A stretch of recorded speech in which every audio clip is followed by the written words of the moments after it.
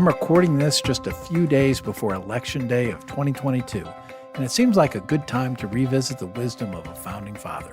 In 1798, Benjamin Franklin wrote a letter to French scientist Jean-Baptiste Leroy that contained this sentence: "Our new Constitution is now established. Everything seems to promise it will be durable, but in this world nothing is certain except death and taxes." You've probably heard about the inevitability of death and taxes before, but while fact-checking this episode, it isn't clear that Franklin was the first one to point that out. It turns out that in 1716, a guy by the name of Christopher Bullock wrote a play entitled The Cobbler of Preston that contains a similar reference to death and taxes. I have no idea whether Franklin had read or seen the Bullock play, or perhaps the expression predated Bullock and was already in common circulation. It seems to me that once people reach adulthood, most people figure out the inevitability of death and taxes on their own, and that's why so many people try to avoid them both.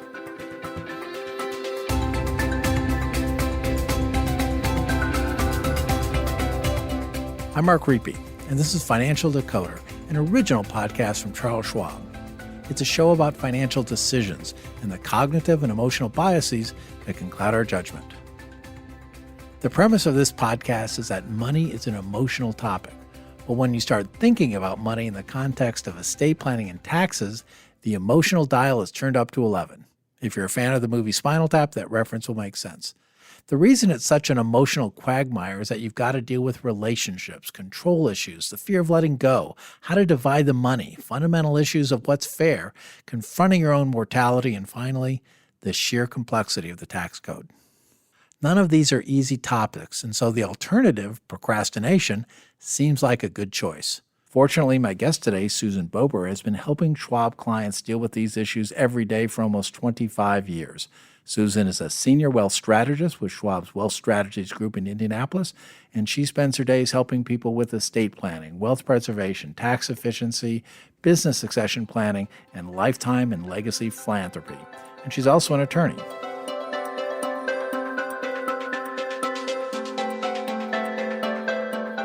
Joining me now is Susan Bober. Susan, thanks for being here today. Good to be here, Mark. Thanks for having me. Susan, so this show is all about the behavioral and psychological factors that can cloud people's judgment and ultimately cost them money. And we wanted to talk to you about one of those inescapable topics, taxes. It's a really big topic, of course.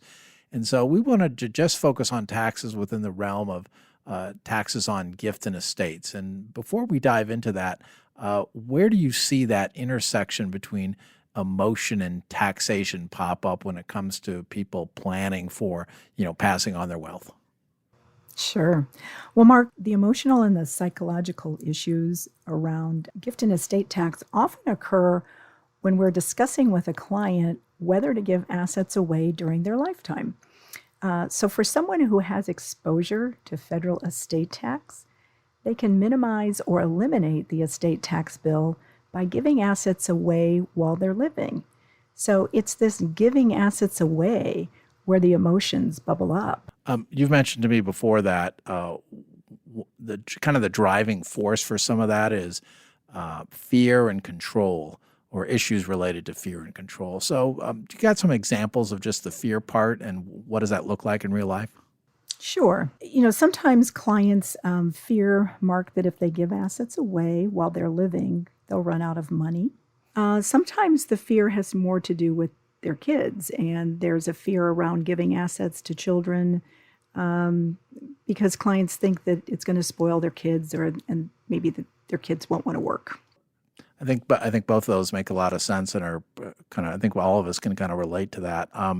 Let's talk a little bit about control. That's a known decision-making bias. People will oftentimes feel much more comfortable if they've got control of a process. So how does that show up in the context that we're talking about today, namely gift and estate planning?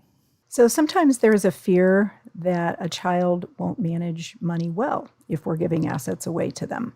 And the fear can arise if a child, Mark, maybe is a minor, if they're a spendthrift, maybe they're a special needs child, or a child with mental health issues, or a child in active addiction.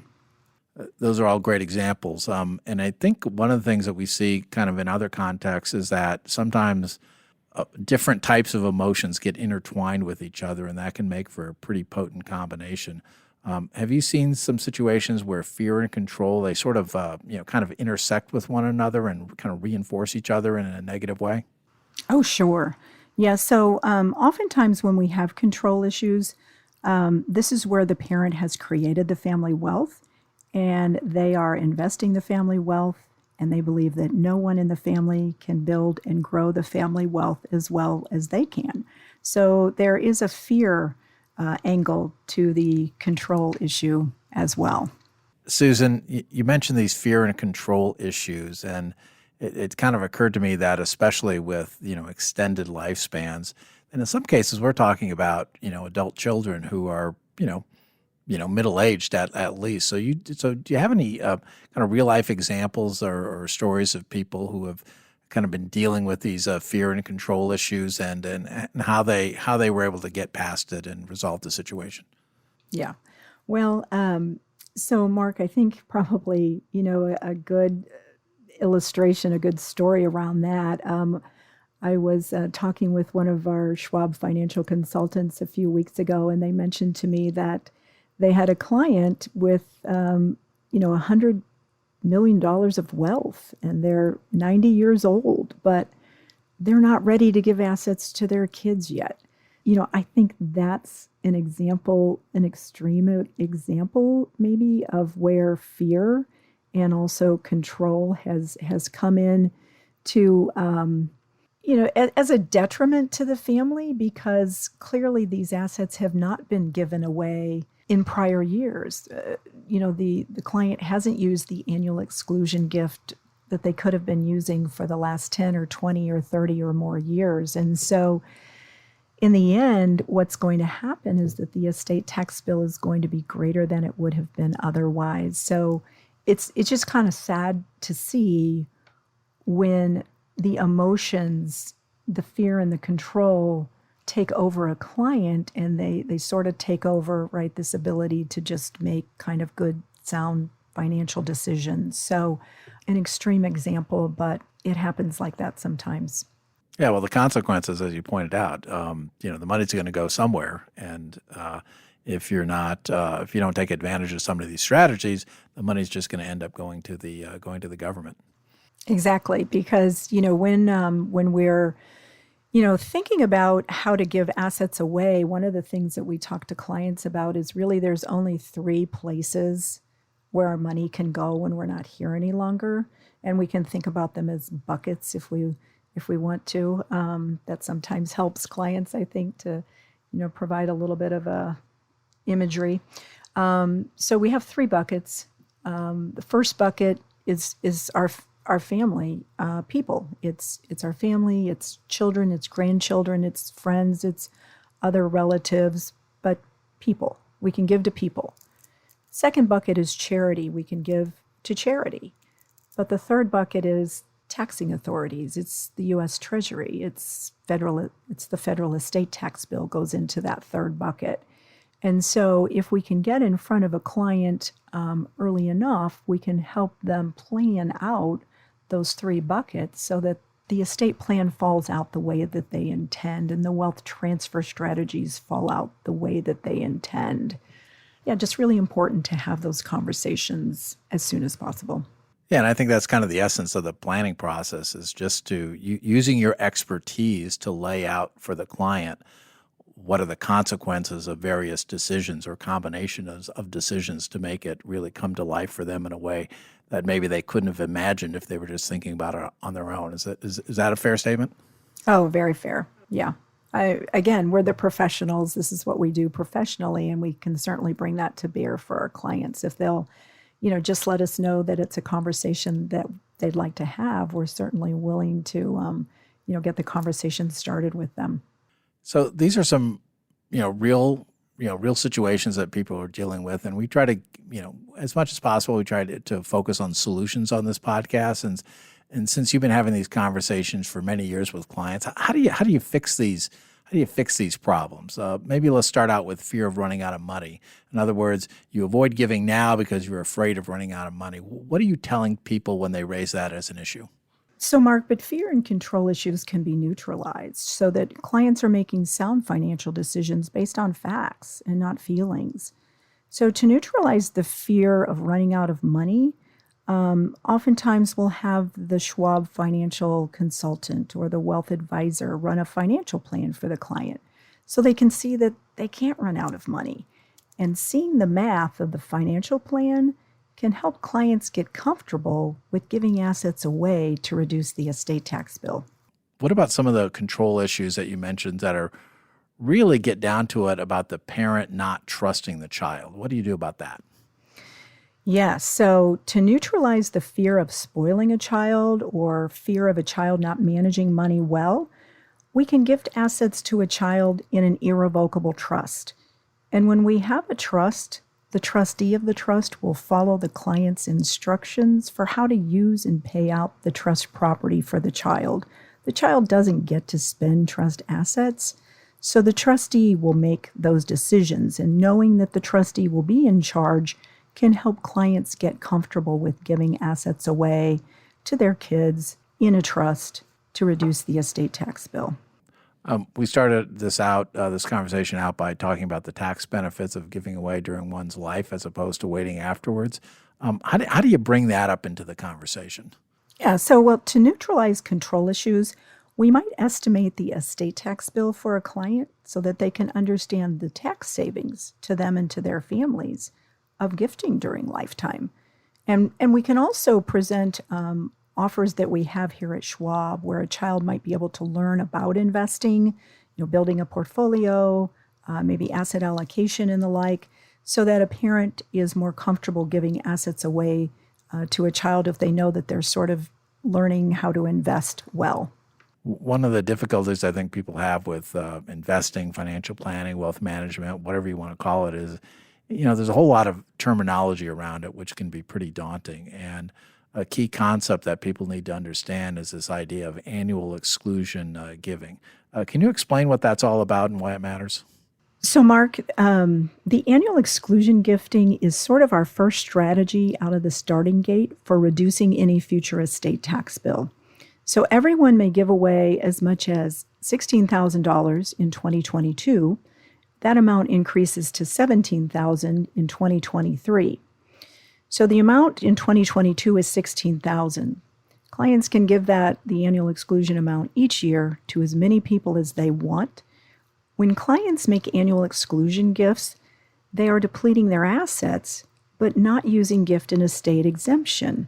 And whenever clients can deplete their assets and not use exemption, they have reduced any future estate tax bill. So in essence, the $16,000 is free money each year per person to take off the table.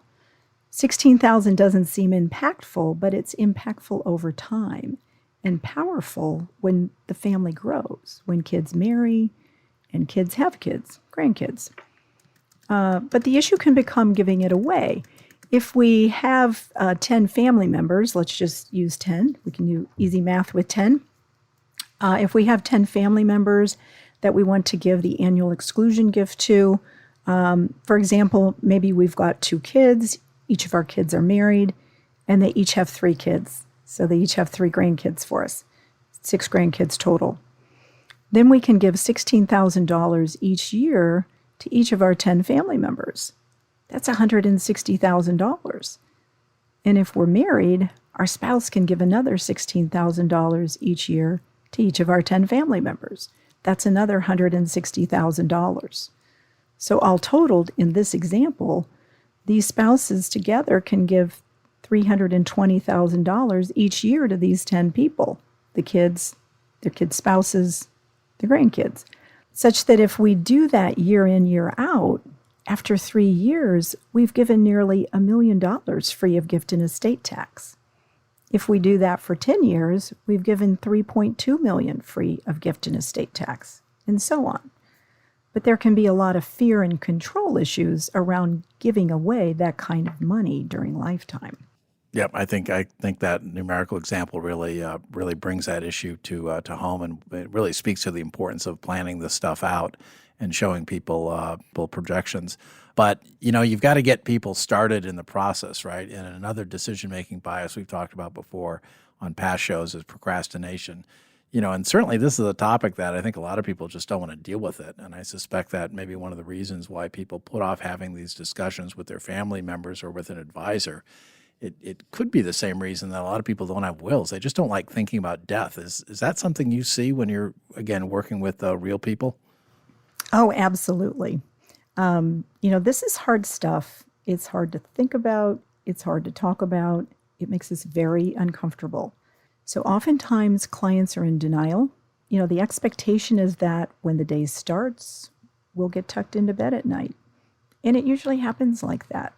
But every now and then, the moon and stars misalign and someone doesn't get tucked in.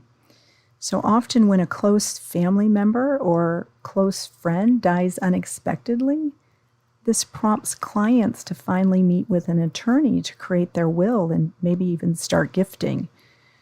If it happens to someone close to us, it becomes more real, and a client begins to change their thinking away from denial to, if it can happen to them, it can happen to me. I want to go back to that example you just gave earlier about, if you have one kid, two kids, and they start to have grandkids. And that kind of got me thinking, what do you do when you have situations where you've got multiple children, or let's maybe generalize it, multiple heirs? What kind of issues do you see there in terms of giving during life versus a bequest, as opposed to just kind of the magnitude and how the dollars seem to add up? Yeah, so most commonly, parents give equally to their kids during life and at death, but there can be exceptions to that. Maybe let's kind of take those one at a time, maybe starting with the first one. What kind of exceptions do you see, for lifetime giving? Yeah, so if parents give unequally during lifetime, often they're trying to help out a child who needs help financially. Maybe a child who's buying their first home, maybe a child's buying a home in an expensive housing market, maybe helping a child with medical issues, or even a child who maybe has a special needs child, special needs grandchild that needs the additional financial help. What about afterlife then? What's driving parents to divide the money up equally, after they've passed on? Yeah, if parents give unequally at death, often they're trying to equalize kids with very divergent financial means. So maybe a child has become wildly successful financially, or maybe they married someone who's become wildly successful financially, and the other children are kind of average financially, or maybe less than average. So parents might give more to the average child and less or nothing to the financially successful child. I suspect listeners probably all have experienced some of these situations or heard about some of these situations from friends and maybe other family members, where this unequal treatment, it's easy to imagine situations in which this generates some problems. So what advice do you have to prevent that and kind of head that off at the pass, so to speak? Yeah. Well, if parents give unequally, I encourage them to discuss this with their child so that their financially successful child understands and is reassured that mom and dad love them just as much as the other siblings. I also mentioned that fortunes can be made and lost. You never really know if your financially average child might just win the lottery, or the financially successful child might just lose their business or health or investments, or there might be a divorce. So the parent-child emotional bond is so strong, I'm concerned that deep down in a child's heart of hearts, if mom and dad give more to another sibling, then it will feel like mom and dad didn't love me as much. Mom and dad loved my sibling more. So again, feelings aren't facts, but wow, that might cause emotional pain for a lifetime for a child who received less. So I just caution parents about that and suggest that they really give that a great deal of thought and a great deal of discussion with the child that's receiving less. Yeah, those are big decisions, and certainly one you don't want to make on a whim. Certainly something you want to really think through the ramifications for that. Another good reason to plan this stuff ahead of time. Unfortunately, another topic here I've got on my list is that divorce. It's fairly common these days, but what should people keep in mind in that kind of situation about giving their children assets, and what about if their kids end up getting divorced? What kind of complications does that interject into the situation? Yeah. Well, so maybe a couple of things there. I think if a child has not yet married, that a parent, they can ask their child. You can certainly ask, right? We can ask our children to obtain a prenuptial agreement prior to marriage to protect family legacy wealth from divorce. I would say if this is the expectation, then begin that conversation with your child well before they might make a decision to marry. If a child has already married without a prenuptial agreement, without a prenup, then parents might want to leave family legacy assets in an irrevocable trust for their child, and then discuss with their attorney how the attorney suggests the provisions of the trust should be written to make the trust as least vulnerable as possible to divorce. And that might differ from state to state. Most of the examples we've been thinking about, I think implicitly we've been talking about adult children. But what if the child or the heir is in someone's estate and will is a minor? What are the options that the parents need to be considering in those situations? Yeah, so Mark, there are basically three options if we're giving to a minor, and likely the amount and the purpose of the assets will dictate. Assets can be left to a minor child in a custodial account, in a 529 college savings plan, or in an irrevocable trust. So unless the amount is small or the amount is specifically for college costs, then we're probably looking at a trust for the child, and then we direct the trustee of the trust to pay for the things we want the trustee to pay for. And oftentimes, we might ask the trustee to pay for health, education, maintenance, support, maybe the down payment on a home after they finish college.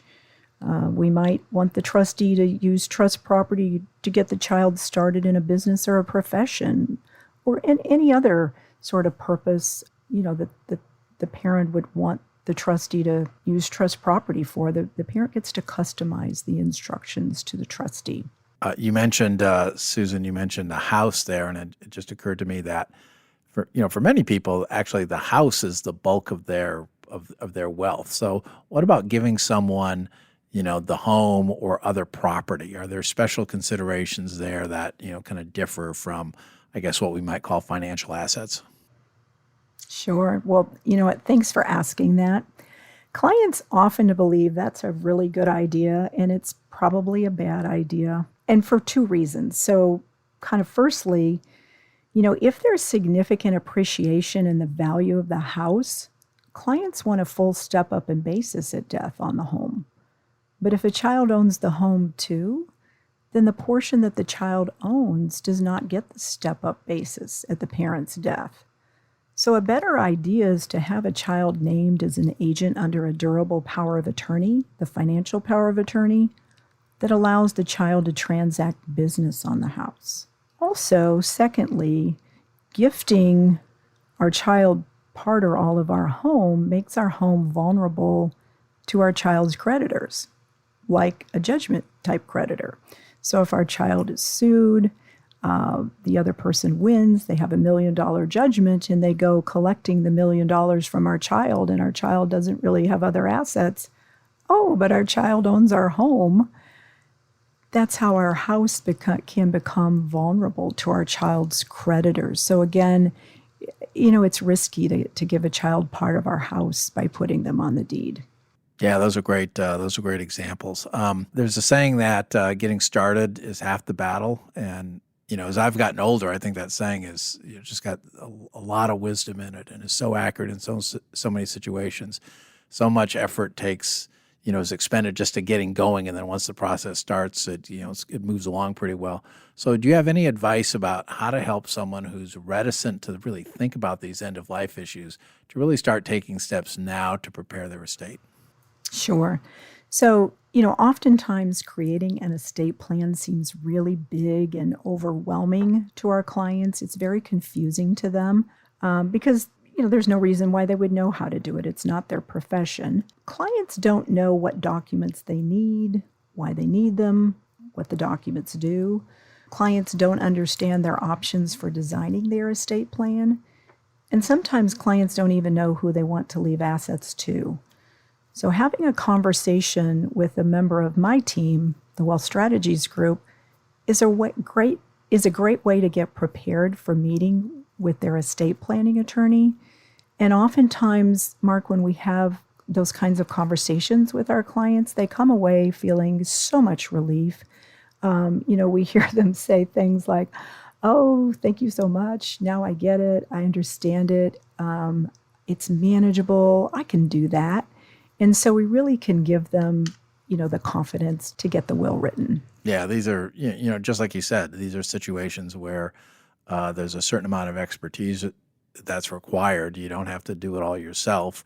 You can get help. I want to go back to some of the tax issues that we were talking about before. We talked about annual exclusion giving, but are there any other tax issues with planning that people can start implementing now in order to possibly reduce their tax burden later on?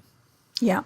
So the two quick ones that I would add actually go along with the annual exclusion, and they are the education exclusion and the medical exclusion. The education exclusion allows us to pay an unlimited amount of anyone's tuition bill as long as we pay it directly to the provider, the school. And if we do that, that gets assets out of our gross estate. It doesn't use exemption doing it, so we've reduced any future estate tax bill. Medical exclusion allows us to pay the unlimited amount of anyone's medical bill directly to the provider, doctor, or hospital. If we do that, we have gotten assets out of our gross estate, not used the exemption. We've reduced the future estate tax bill. So those three exclusions, we use them together, the annual exclusion, the education exclusion, the medical exclusion. That's kind of the first thing that we use. But there are other wealth transfer strategies that can reduce the future estate tax bill. We've touched on the three exclusions, but there are a number of strategies for moving assets out of our gross estate now in order to reduce any future estate tax bill. So clients should discuss this with their Schwab financial consultant or wealth advisor, who can make the referral for a conversation again, to my team, the Wealth Strategies Group. Susan, last question for you. As we're recording this, it's late 2022. Are there any tax deadlines that people need to be aware of and make sure they kind of get done what they need to get done before those deadlines hit? Yeah. Well, so we've been talking about annual exclusion gifting, so let's start there. That needs to be done before year end, December 31st. And a quick note about that, if we're going to be writing checks to kids and grandkids, those checks have to clear our accounts in the year 2022 for it to be considered a 2022 annual exclusion gift. If we give it in 2022 and the check doesn't clear until 2023, then it's a 2023 gift. So just something to be aware of. Charitable giving needs to be done before year end. Roth conversions before year end. Tax loss harvesting before year end. Required minimum distributions need to be done before year end unless you turned 72 in 2022. Because if you did, you have until April 1 of next year, 2023, to make your first RMD, but that's only for the first RMD. Otherwise, RMDs always must be taken by year end. And then I would say also contributions to retirement accounts.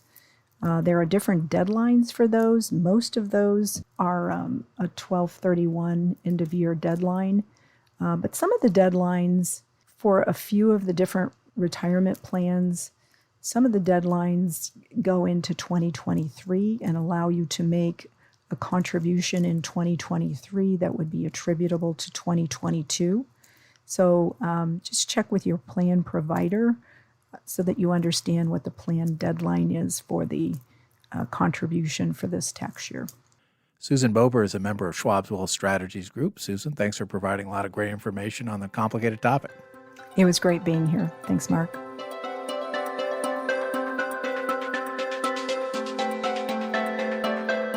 As I mentioned in the introduction to this episode, a stumbling block to getting your estate planning affairs in order is coming to terms with the fact that, yes, you're going to die. The contemplation of our own mortality is unpleasant to think about. It's unsettling. So what do we do when confronting unsettling tasks? We avoid them, of course, and our brains help us do that. Here's a quote from a 2019 study on our contemplation of our own death. Quote, "The human mind has an automatic tendency to avoid awareness of its mortality." That's interesting, but not the surprising part of this study. The authors go on to say that these results lay out for the first time a plausible neuro-based mechanism of death denial. In other words, there are biological mechanisms that are wiring our brains to avoid this topic.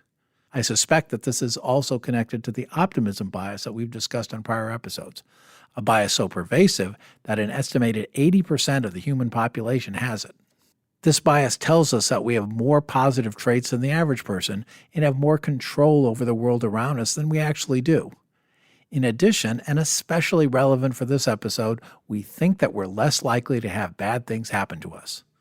Unfortunately, we need to deal with the way the world is and not how we wish it were. We need to break through the grip that procrastination has on us and start planning for the inevitable. If you'd like to hear more about estate planning, check out Season 10, Episode 3, How Can You Stop Procrastinating and Create an Estate Plan? More importantly, when you're ready to start thinking in detail about your own situation, you can also learn more about trusts and getting started with an estate plan at schwab.com/estate planning. Thanks for listening. If you've enjoyed the show, please leave us a review on Apple Podcasts. We'd also love a personal recommendation, so if you know someone who might like the show, please tell them about it and how they can follow us for free in their favorite podcasting app. If you prefer your podcasts on YouTube, we have some of our previous episodes posted there as well. Just go to youtube.com/Charles Schwab. That's all one word, youtube.com/Charles Schwab, or search for Financial Decoder. And if you want more of the kinds of insights we bring to you on Financial Decoder about how to improve your own financial decisions, you can also follow me on Twitter at Mark Riepe, MarkRiepe. For important disclosures, see the show notes and schwab.com/Financial Decoder.